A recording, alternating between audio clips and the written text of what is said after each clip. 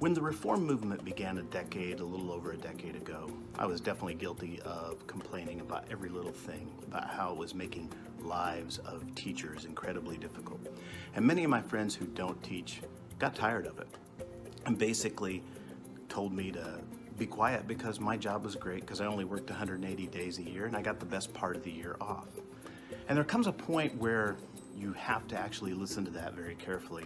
And the reality is, those are strong arguments. For too much of the time that I've been writing or commenting about public education, I've been doing all of that from my perspective, how it's making my life as a teacher difficult. I want to talk about how it's going to affect your life as a parent or even as a grandparent. Because here is the reality. First is the current reality, folks, which is this.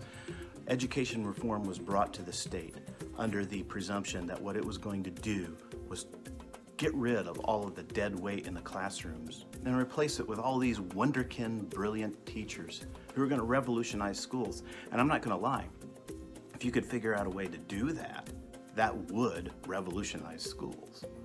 But what they then proceeded to do was slash budgets and slash wages and make the job so untenable that we now have a teacher shortage.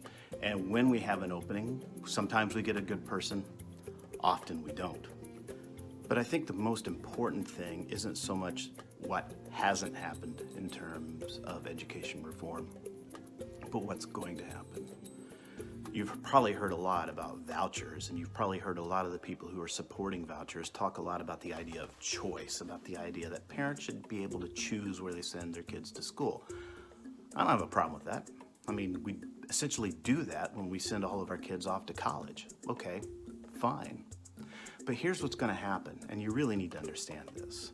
The plan is they're going to use these vouchers as a red herring, and they're going to get you to lose faith in the public schools to such a degree that you're going to withdraw kids. Those schools will essentially evaporate. They will wither on the vine.